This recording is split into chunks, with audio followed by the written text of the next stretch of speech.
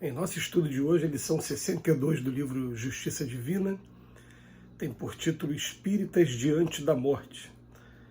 Toda religião procura confortar os homens ante a esfinge da morte. A doutrina espírita não apenas consola, mas também alumia o raciocínio dos que indagam e choram na grande separação. Toda religião admite a sobrevivência. A doutrina espírita não apenas patenteia a imortalidade da vida, mas também demonstra o continuismo da evolução do ser em esferas diferentes da Terra. Toda religião afirma que o mal será punido para lá do sepulcro. A doutrina espírita não apenas informa que todo delito exige resgate, mas também destaca que o inferno é o remorso na consciência culpada cujo sofrimento cessa com a necessária e justa reparação. Toda religião ensina que a alma será expurgada de todo erro em regiões inferiores.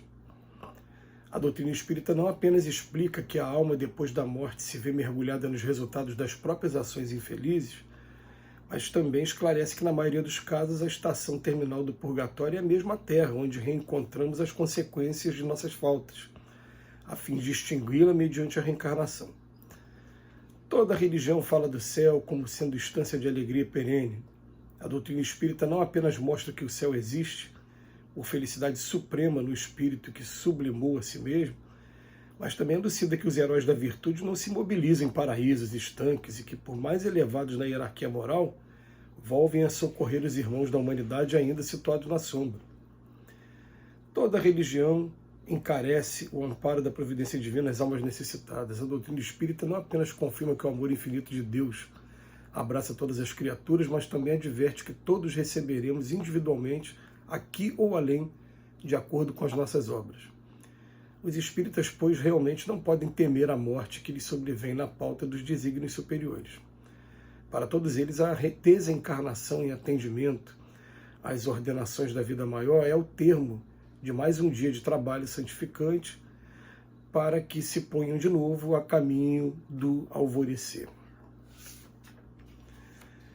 Diante de um texto tão belo como esse, eu vou compartilhar com vocês uma experiência que tivemos na data de ontem, durante o nosso trabalho mediúnico. Um espírito que havia se suicidado, ele apareceu para a gente e ele foi tratado com passe e teve um momento que ele, muito emocionado, ele estava agradecendo a casa porque o sofrimento de desespero que ele teve nos primeiros momentos, nos primeiros anos pós-suicídio, se transformaram depois em sofrimento com esperança. E que existe uma diferença muito grande do sofrimento de desespero para o sofrimento com esperança. Ele olha para frente hoje e vê tudo que ele tem para frente como resgate, tudo que ele tem para frente para reparação. E, coincidentemente, tinha à nossa frente uma amiga que se dedica já há alguns anos ao trabalho do CVV, Centro de Valorização da Vida, que tem um telefone, que conversa com pessoas que estão tendo a ideia de suicídio. E quando eu olhei para aquela pessoa e, através do pensamento, mostrei para ele o que essa pessoa faz, esse espírito, ele falou que era aquilo ali que ele queria fazer. Que ele, embora o sofrimento que ele sabe que ele vai ter que passar pela frente, ele queria se dedicar àquilo ali. Então, o que acontece? Vocês perceberam que nesses parágrafos que a gente leu aqui hoje, eles estão sempre falando do que a gente vai encontrar além da vida. Como é que vai ser além da vida? O que a gente vai encontrar além da vida? A imortalidade, ninguém morre. A gente vai chegar lá e não tem transformações assim significativas como alguns pensam. A gente vai chegar com as mesmas virtudes e com os mesmos vícios, e todos sem exceção. Vamos estar colhendo aquilo de acordo com a nossa semeadura. Então, ele vem falar aqui para a gente, né? Toda doutrina, toda religião admite, procura confortar os homens da morte, admite a sobrevivência, diz que o mal será punido para lá do sepulcro, diz que a alma será expurgada de todo erro nas regiões inferiores, fala do céu, fala do amparo da providência divina e também depois ele termina e fala, a gente não tem como temer a morte, a gente tem como pensar no seguinte: se eu tenho que passar por um determinado processo, que eu passe por esse processo. A gente vai começar a pensar assim, né? Às vezes tem pessoas aqui na Terra que por um determinado problema de saúde precisam passar por uma cirurgia, e essa cirurgia ela pode ser dolorosa, ela pode ter um prazo longo de recuperação, mas pelo menos todos os casos que eu vi, excetuando aqueles que tiveram algum problema de erro médico, ou até a intervenção da providência divina mesmo, as pessoas tinham um medo danado de se submeter à cirurgia. Depois que se submeteram, ficavam se indagando, por que eu não fiz há mais tempo? Porque quando vê o resultado depois, né, fala, pô, valeu a pena eu ter passado por todo esse sofrimento aí, que era um sofrimento que era reparador, não era um sofrimento destrutivo. Então existe realmente um sofrimento que é desesperador, aquele que está te levando para baixo. E tem aquele sofrimento que você está passando por ele, mas que você está olhando para frente, falando, ali na frente vai ter a luz do fim do túnel, vai ter o ponto de chegada.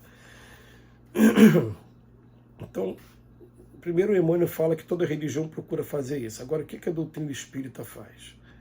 Olha, não apenas consola, mas mostra para a gente que depois que a gente desencarna, a gente continua o nosso processo de evolução em diferentes esferas aqui da Terra.